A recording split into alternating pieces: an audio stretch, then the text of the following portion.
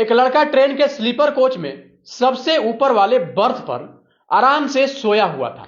Train रुकती है और रुकने के बाद जब अचानक फिर से वो ट्रेन खुलती है, तब उस लड़के का, जो कि काफी देर से ऊपर वाले बर्थ पर सोया हुआ था, उसकी नींद खुल जाती है। और जब नींद खुलती है, जब वह नीचे देखता है, तो नीचे वाले बर्थ पर उसकी पत्नी, जिससे कि 6 साल पहले तलाक हो चुका था, वह उसी तरह नीचे वाले बर्थ पर एक कम पैसे की साड़ी पहनकर बैठी हुई थी और इस बदहवास हाल में बैठी हुई थी और ऐसा कुछ सोच रही थी मानो उसने जीवन में बहुत बड़ा कुछ नुकसान कर दिया हो, या फिर यूं कहे कि उसको देखने के बाद ऐसा प्रतीत हो रहा था जैसे उसका कुछ बहुत बड़ा खो गया हो।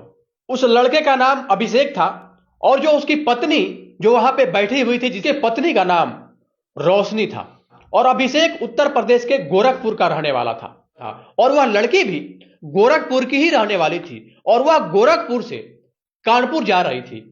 और कानपुर जाने के दौरान ही, चूंकि अभिषेक को भी कानपुर ही किसी काम से जाना था, और अकस्मात जैसे ही उसकी नजर अपने पत्नी पर पड़ती है, वह पूरी तरीके से चौंक जाता है। और जब उसकी पत्नी, जिसका कि नाम रोशनी था, अभिषेक ऊपर से नीचे आके बैठ गया, तब वह उस अभिषेक को अनदेखा करने की कोशिश कर रही थी, या फिर यूं कहे कि वो बाहर खिड़की की ओर, विंडो की ओर देखने लगती है और ऐसा प्रदर्शित कर रही थी कि मानो उसने अभिषेक को देखा ही नहीं हो। अभिषेक नीचे रोशनी के पास आकर बैठता है और बैठने के बाद रोशनी से कहता है कि आप ऐसे इस हाल में कहां जा रही हो और आपने अपनी हालत कैसी कर रखी है? क्या आपने अभी तक शादी नहीं की?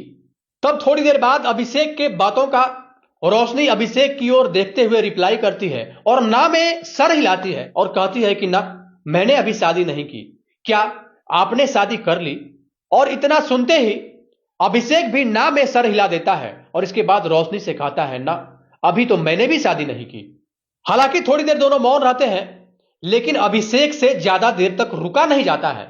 वह रोशनी से पूछता है कि आपकी यह दशा मुझसे देखा नहीं जा रहा है। जब आपसे हमारी तलाक हुई थी उस समय तो काफी अच्छी खासी आप दिखती थी, काफी खूबसूरत थी, और अचानक से क्या हो गया? आपकी ये दशा अचानक से कैसे बदल गई और अभी आप इस हाल में कहां जा रही हैं? इतना सुनते ही रोशनी अभिषेक से कहती है कि मैं कानपुर जा रही हूं। कानपुर में बड़े भैया रहते हैं और मां की तबीयत खराब है। मां का जो इलाज है वो कानपुर में ही चल रहा है, तो बड़े भैया अपने ही पास मां को रखते हैं और वहीं से उनका ट्रीटमेंट हो रहा है। और मां से हमारी बात हुई थी तो मां ने हमें कहा था कि बेटी आप भी आ जाओ, आपको देखने का मन कर रहा है। तो मैं जा रही हूं, उनसे मिल भी लूंगी और जब मैं उनके पास जाऊंगी तो उनकी देखरेख भी हो जाएगी। लेकिन आप कहां जा रहे हैं? तब अभिषेक कहता है कि मैं भी कानपुर ही जा रहा हूं, एक काम मुझे भी है, मैं भी अपने ही काम से कानपुर जा रहा हूं। और संजोग देखो कि हम दोनों संजोग से कानपुर ही जा रहे हैं और एक ही ट्रेन में हैं और ऊपर नीचे हम दोनों बैठे हुए हैं। इसी सब सिलसिले को लेके इन दोनों में बातचीत चल रही थी। दोनों अपने अपने फैमिली के बारे में भी डिस्कस कर रहे थे, अतीत के यादों को भी एक दूसरे के साथ साझा कर रहे थे और इन दोनों ने कैसे 6 साल तक एक दूसरे के बिना व्यतीत किया, इन बातों पे भी चर्चा हो रही थी। इसी बीच एक आइसक्रीम बेचने वाला वहां पर आता है और जैसे ही आइसक्रीम बेचने वाला आता है तो अभिषेक कहता है रोशनी से कि रोशनी, क्या आइसक्रीम खाओगी? ये तुम्हारा काफी फेवरेट था। इस बात पे रोशनी कहती है, अरे वो उन अतीत की बातों को क्या याद करना है, हाँ आइसक्रीम तो मेरा फेवरेट था ही, लेकिन मैं अभी आइसक्रीम नहीं खाऊंगी। इस बात पे अभिषेक कहता है कि नहीं, आइसक्रीम तो आपको खानी ही पड़ेगी। तब रोशनी कहती है, आइसक्रीम तो मैं खाऊंगी लेकिन एक शर्त पे। तब अभिषेक बोलता है कि हाँ, क्या शर्त है, आप अपनी शर्त बताओ। रोशनी कहती है कि शर्त यह है कि इस आइसक्रीम के पैसे मैं दूंगी। अभिषेक कहता है कोई बात नहीं। उस आइसक्रीम वाले से 2 आइसक्रीम रोशनी खरीदती है, एक आइसक्रीम खुद लेती है और दूसरा आइसक्रीम अभिषेक की ओर बढ़ाती है। इसके बाद दोनों आइसक्रीम खा रहे थे और आइसक्रीम खाते खाते ही ये दोनों अपने अतीत की यादों में पूरी तरीके से खो चुके थे। कभी हंसते, कभी मुस्कुराते और कभी मायूस भी हो जाते। मतलब यूं कहें कि पूरी तरीके से ये दोनों, इन दोनों का जो समय व्यतीत हुआ था ना, उन समय में ये दोनों चले गए थे और जाने के बाद उस समय को याद कर रहे थे, अतीत की यादों में पूरी तरीके से खो गए थे। और कभी ऐसा प्रतीत होता कि इन दोनों के आंखों से आंसू आ जाएगा। आइसक्रीम खाने के बाद अभिषेक बोलता है कि चलो आइसक्रीम तो हमने खा लिया, और अगर खाओगी तो बोलो। इस बात पे रोशनी बोलती है, नहीं, आपका ही तो कहना था ना कि ज्यादा आइसक्रीम खाने से खांसी हो जाएगी, सर्दी हो जाएगी। अब इन दोनों का सफर आगे की ओर बढ़ रहा था। गोरखपुर से ये दोनों कानपुर जा रहे थे, क्योंकि अभिषेक और रोशनी की शादी अरेंज मैरिज हुई थी, परिवार के सहमति से हुई थी। तो ये दोनों अपने लाइफ में काफी ज्यादा खुश थे। लेकिन सबसे बड़ा जो प्रॉब्लम था ना, अभिषेक काफी ज्यादा ड्रिंक करता था, और जब वो ड्रिंक करता तो वो किसी की नहीं सुनता, इवन रोशनी की भी नहीं सुनता, और ड्रिंक करने के बाद पूरी तरीके से अपनी पत्नी के साथ मारपीट करता था। उसके इस व्यवहार से न तो घर वाले खुश थे, न ही गांव वाले खुश थे। सब लोग तमाम तरह की बातें बोला करते थे। रोशनी बार बार अभिषेक को समझाने की कोशिश करती, और यह भी कहती कि पीना छोड़ दो, जुआ खेलना छोड़ दो, वैसे गंदे मानसिकता वाले दोस्तों के साथ रहना भी छोड़ दो। लेकिन अभिषेक कहां मानने वाला था। वो रोज दिन भर सही रहता, लेकिन जैसे ही शाम होता वो निकल जाता 6 बजे के आसपास, और उधर से शराब पी के 10 बजे आता, और पूरी रात जैसे ही शराब का नशा उसके ऊपर चढ़ता वो पूरी तरीके से पागलों की तरह रिएक्ट करने लगता, और अपनी पत्नी रोशनी को बड़े ही बुरे तरीके से मारता पीटता। आइसक्रीम खाने के बाद दोनों में चर्चाएं और ज्यादा बढ़ जाती है। तब अभिषेक रोशनी से कहता है कि रोशनी, आप क्या थी और क्या हो गई? खाने पीने पे आप ध्यान नहीं देती हैं क्या? पूरी तरीके से आपका जो शरीर है वो सूख चुका है। ऐसा प्रतीत हो रहा है कि खाना पीना आपको मिल नहीं रहा है। मुझे तो ऐसा प्रतीत हो रहा है कि आप खाना ही नहीं खाती हैं। क्या यह सच है? इस बात पे रोशनी कहती है कि मैं दिल्ली के मुखर्जी नगर में रहकर यूपीएससी की तैयारी करती हूं, और वहीं पे एक स्कूल है, वहां पे 4 घंटे मैं पढ़ाने के लिए भी जाती हूं। इसके बदले में मुझे 15,000 रुपए वहां पे मिल जाते हैं। इस बात पे अभिषेक कहता है, तुमने बहुत बड़ी गलती की है। जब हमारा तुम्हारा तलाक हुआ था तब जज साहब ने 20 लाख रुपए देने के लिए मुझसे कहा था, लेकिन जज साहब के ऑर्डर के बाद भी आपने पैसे नहीं लिया, आपने पैसे लेने से इनकार कर दिया था उस समय। काश आप हमसे 20 लाख रुपए उस समय अगर ले ली होती तो आज तुम्हारा खुद का स्कूल होता। तो अब रोशनी कहती है, अगर मैं आपसे 20 लाख रुपए उस समय ले लेती और लेने के बाद मैं अपना खुद का स्कूल चलाती, तो मेरा ईमान हमसे कहता कि आखिर आज तुम उसी के पैसे पर तो पल रही हो। इसलिए उस समय मैंने पैसा लेना उचित नहीं समझा। आखिर भगवान ने मुझे भी 2 हाथ और पैर दिए हैं, जब आप कमा सकते हो तो मैं क्यों नहीं? तब अभिषेक कहता है कि चलो कोई बात नहीं, ठीक है। थोड़ी देर दोनों शांत रहते हैं। थोड़ी देर के बाद अभिषेक कहता है, रोशनी, मैंने अब पीना भी छोड़ दिया है, गलत लोगों के मैं संगत में भी नहीं रहता हूं। आपसे अलग होने के बाद परिवार के साथ साथ गांव वाले भी बहुत भला बुरा कहते, और यह भी कहते कि इसकी पत्नी साक्षात लक्ष्मी थी, लेकिन यह बदनसीब शराब और जुए में मस्त रहता था। आज देखो, इसकी पत्नी अंततः इसको छोड़ के ही चली गई। लोगों के ताने को सुन सुनकर मैं पूरी तरीके से तंग आ गया था। मुझे समझ में नहीं आ रहा था कि मैं क्या करूं। अंततः उन लोगों के ताने से बचने के लिए मैं दिल्ली चला गया, और दिल्ली में ही महिपालपुर एक जगह है, उसी जगह पर एक मोबाइल दुकान था। उसी दुकान में मैं काम करने लगा, और जब मैं गांव से दिल्ली आया तो धीरे धीरे वैसे गलत लोगों का संगत भी छूट गया। और जब उन सब का संगत छूट गया तो एक समय ऐसा भी आया जब शराब, जुआ, जितने भी हमारे अंदर अनवांटेड गुण थे, कि वो सारा का सारा ही छूट गया। इस बात पर रोशनी कहती है कि तुम और शराब छोड़ दो, ऐसा मुमकिन नहीं, मैं ऐसा मान ही नहीं सकती। खैर, उन सब चीजों से मुझे क्या मतलब। अब हम कौन हैं आपके जो हम आपको मना करें या कुछ भी बोलें। हम दोनों के सुखद जर्नी का सुखद एहसास अब से कुछ ही देर बाद खत्म हो जाएगा, और बच जाएगी तो यात्रा की यादें बच जाएगी।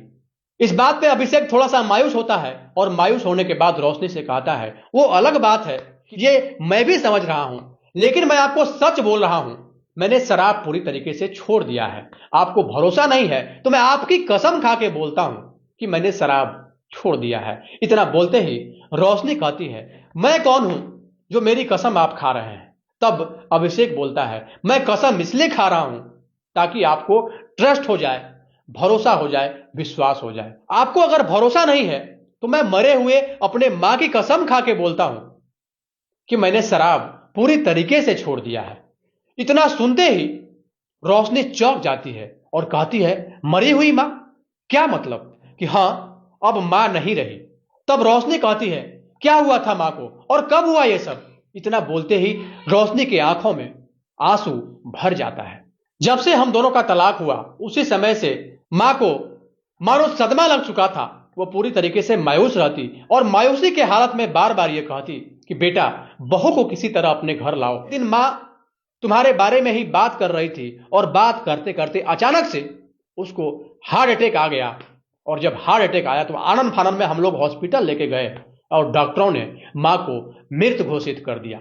और अंततः हम सब के लिए लड़ने वाली मां, हम सब की अच्छाई चाहने वाली मां हम सबको छोड़ के चली गई। मैं हूं ही अभागा, मैं हूं ही बदनसीब। इतना कहकर वह रोने लगता है और रोते हुए कहता है कि मां हमेशा बोलती थी, अपने अंतिम समय में भी यह कह रही थी कि बहू को ले आओ। लेकिन मां को यह कहां मालूम था कि तलाक होने के बाद एक तलाकशुदा औरत कभी भी अपने ससुराल नहीं जाती, बल्कि वो जाती है तो अपने मायके ही चली जाती है। मां को मरे हुए लगभग 4 साल बीत चुके। रोशनी इतना सुनते ही रोशनी भी फपक फपक कर रोने लगती है और अभिषेक से कहती है कि अभिषेक, आखिर मेरी क्या गलती थी? मैं तो बस यही बोलती थी ना कि तुम शराब पीना छोड़ दो, जुआ खेलना छोड़ दो। और मेरे मना करने के बाद भी, मेरे समझाने के बाद भी तुम बुरी तरीके से मुझे शराब पीकर आते और पीटते थे। लेकिन उसके बाद भी मैं कुछ नहीं बोलती। मैं ये सोच रही थी कि अब सुधर जाओगे, अब सुधर जाओगे। लेकिन लगातार तुम्हारे व्यवहार में किसी भी प्रकार का कोई परिवर्तन नहीं आ रहा था। और अंततः मैं क्या करती, कब तक झेलती? मजबूर होकर मैं तुमसे अलग होना ही बेहतर समझी। मैं भी मां को छोड़ के आना नहीं चाहती थी, क्योंकि मां तो मां थी। उसने कभी मुझे अपनी बहू नहीं बल्कि एक बेटी के रूप में देखा था। और मुझे इस बात का अफसोस है कि मैं अंतिम समय में भी मां के पास नहीं थी। काश अगर आप उसी समय सुधर गए होते तो आज आप भी हमारे होते और मां भी जीवित होती। रोशनी को रोता देख अभिषेक भी रोने लगता है। रोते हुए कहता है कि हाँ रोशनी, मैं ही तुम्हारा गुनहगार हूं और कहीं ना कहीं मां के असमय गुजर जाने का भी गुनहगार मैं ही हूं। अगर मैं उस समय ठीक हो गया होता तो ये तुम सच बोल रही हो कि मां भी मेरे पास होती, तुम भी मेरी होती। कि रोशनी, अब मैं क्या करूं? जब से मां गुजरी हैं तब से मैं पापा को लेके दिल्ली चला गया हूं। क्योंकि गांव में सब लोग तरह तरह की बातें बोलते हैं, भी सब लोग कहते कि मेरे ही चलते मेरी मां मर गई। मैं कितना लोगों की बात को सुनता, कितना लोगों की बातों को नजरअंदाज करके मैं वहां पे रहता। मुझे घुटन सी महसूस हो रही थी और अंततः मुझे विवश होकर अपने पापा को लेकर दिल्ली जाना पड़ा। और दिल्ली जाने के बाद मैं पूरी तरीके से अपने काम में लग गया और पूरी लगन के साथ मैं मेहनत किया, ईमानदारी के साथ मेहनत किया। और आज मेरा खुद का मोबाइल का दुकान भी है और मैं 4-5 स्टाफ भी अपने पास रखा हूं। लेकिन कहीं ना कहीं हमने अपने जीवन में सब कुछ खो दिया। कहा गया है ना कि जिस पर्सन को, जिस शख्स को अगर उसके मां का ही प्यार नसीब नहीं हो, सब कुछ पाकर भी मानो उसे कुछ भी नहीं मिला है। रोशनी से कहता है कि रोशनी, मैं अब अकेले हूं, खुद खाना बनाता हूं और खाना बना के खुद खाता हूं और अपने पापा को भी खिलाता हूं।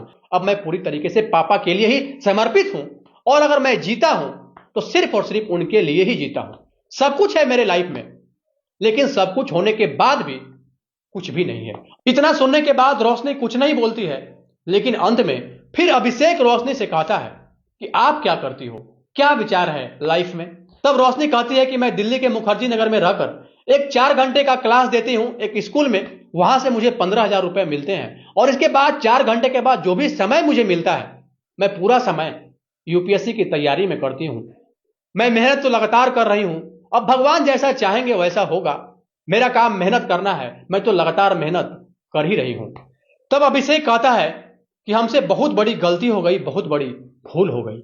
आपकी हर समस्या का समाधान मैंने दूसरी तरफ निकाला और इसी का यह नतीजा है कि हम दोनों के बीच लगातार दूरियां बढ़ती गई और अंततः इतनी दूरियां बढ़ गई कि हम दोनों एक दूसरे के लाइफ से सदा के लिए ही अलग हो गए। आपकी जैसी पत्नी को पाकर कोई मूर्ख ही होगा जो आपको ठुकराएगा। हम तो मूर्खों से भी ज्यादा मूर्ख निकले। अब इतना सुनते ही रोशनी तो समझ ही रही थी कि अभिषेक के मन में जरूर कुछ ना कुछ तो चल रहा है और अभिषेक भी इस बात को भली भांति समझ रहा था कि रोशनी के भी मन में जरूर कुछ ना कुछ तो है। धीरे धीरे बातें करते करते कानपुर स्टेशन आ जाता है और अब अभिषेक और रोशनी दोनों उतर जाते हैं। अभिषेक पूछता है कि 2 दिन बाद आप कितने बजे उधर से वापस होंगी? तब रोशनी कहती है कि अभी तो मैं यही हूं, आज और कल मां के पास रहूंगी। मां बीमार है, मां की देखरेख करूंगी, मां के साथ समय व्यतीत करूंगी, मां की सेवा सत्कार करूंगी और 2 दिन बाद फिर वापस मैं आऊंगी और अब यहां से सीधा दिल्ली के मुखर्जी नगर चली जाऊंगी। लेकिन कोई नहीं, परसों सुबह 8 बजे ही मैं वापस स्टेशन आ जाऊंगी। दोनों निर्णय लेते हैं कि जब ये दोनों वापस होंगे, तो चूंकि दिल्ली के मुखर्जी नगर उसकी पत्नी रोशनी को भी जाना था और अभिषेक तो दिल्ली में रहता ही था, तो ये दोनों ये प्लान करते हैं कि क्यों ना जब हम दोनों अपने अपने काम को करके वापस लौटेंगे तो एक ही साथ दिल्ली जाएंगे। अभिषेक कहता है कि अगर आप बुरा ना मानो तो मैं 2 टिकट कर दूंगा। तब रोशनी कहती है, अरे आप बड़े लोग हैं, 3rd AC में, 2nd AC में, 1st AC में चलने वाले लोग हैं, मैं कहां मेरी उतनी औकात है, मैं स्लीपर में चलती हूं, टिकट मिलेगा तो भी ठीक है, नहीं मिलेगा तो मैं जनरल डब्बे में चली जाऊंगी, मुझे तो जाना ही है। तब अभिषेक कहता है कि मुझे अब इतना भी शर्मिंदा मत करो, जैसा होगा मैं देख लूंगा। और इसके बाद अभिषेक अपने काम से कानपुर चला जाता है और जो लड़की रोशनी होती है, उसकी तलाकशुदा जो पत्नी होती है, वो अपने भाई के पास, बड़े भाई के पास चली जाती है, जहां उसकी मां रह रही थी।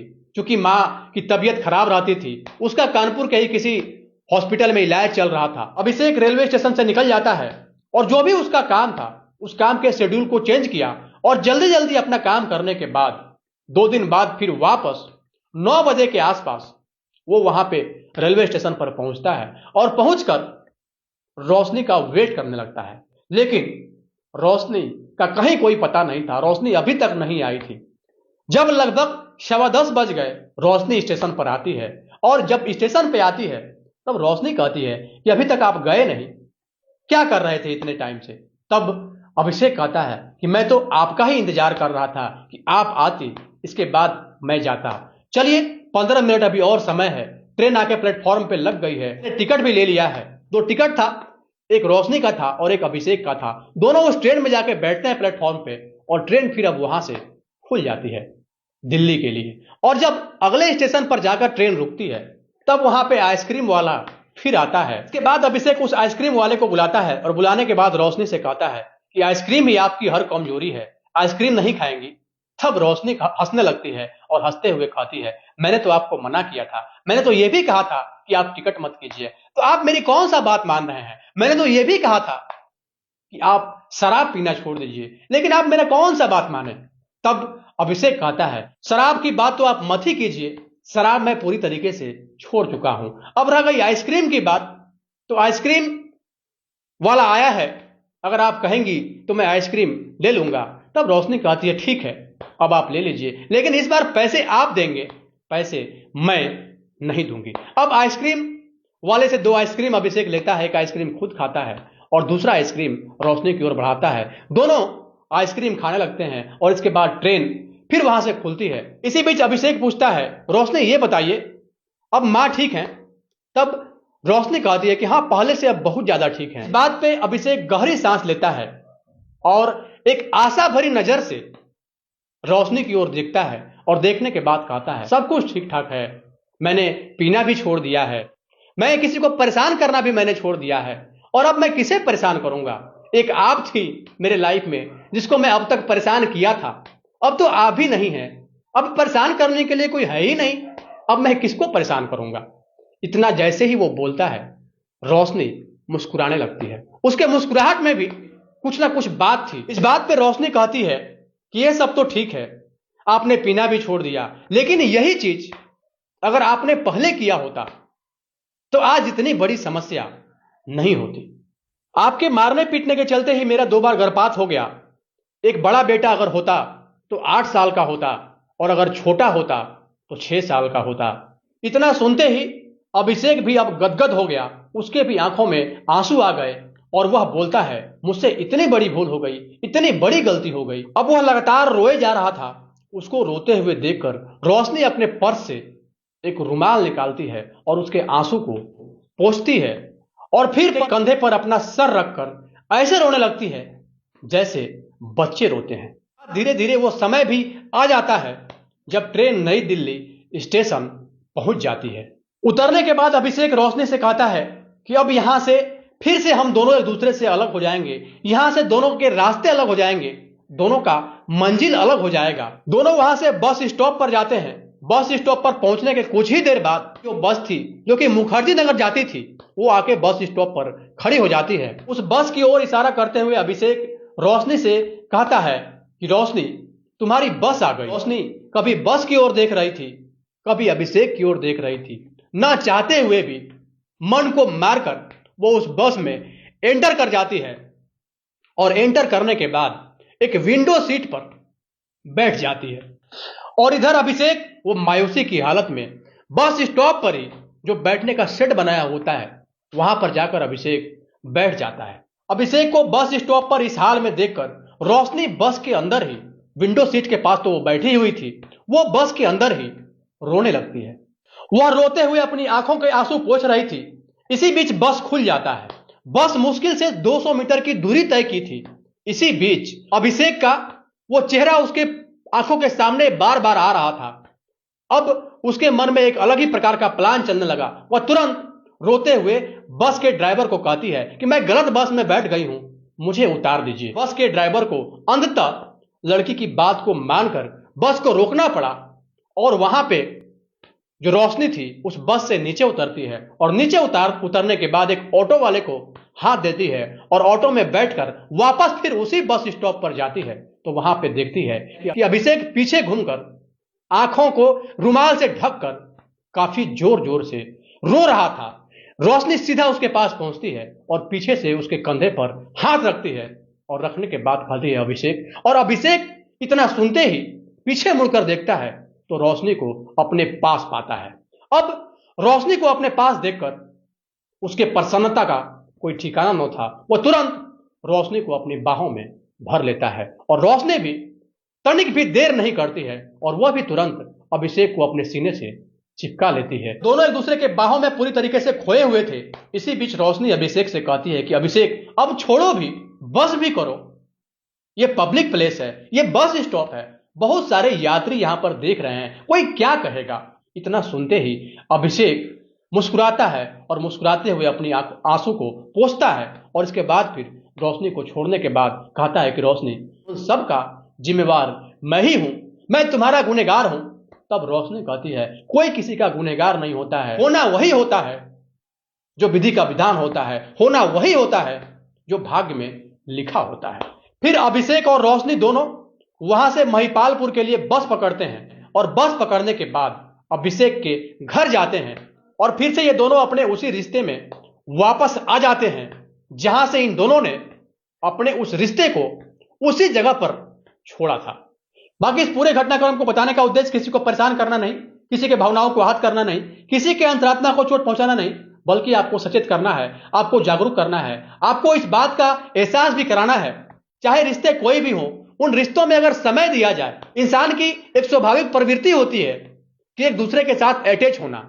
जाहिर सी बात है कि जब आप ज्यादातर समय उस इंसान को देंगे तो धीरे धीरे दूरियां बढ़ेगी नहीं बल्कि नजदीकियां बढ़नी शुरू हो जाएगी। और अक्सर यही होता है कि आज के इस आधुनिक परिवेश में कोई भी लड़का या फिर कोई भी लड़की बिना एक दूसरे को समय दिए ही यह सोच लेता है कि यह हमारे लिए सही नहीं है। कि इस पूरे घटनाक्रम को लेके आपकी क्या राय है, अपनी राय निष्पक्षता के साथ कमेंट बॉक्स में जरूर दें और यह भी बताएं इस पूरे घटनाक्रम में वो मोड़ कौन सा आया जहां से अभिषेक का लाइफ पूरी तरीके से बदल गया, जहां से रोशनी और अभिषेक एक दूसरे के साथ पुनः आए और आने के बाद एक दूसरे के साथ फिर से उसी रिश्ते को लेकर आगे बढ़ गए। अपनी राय निष्पक्षता के साथ कमेंट बॉक्स में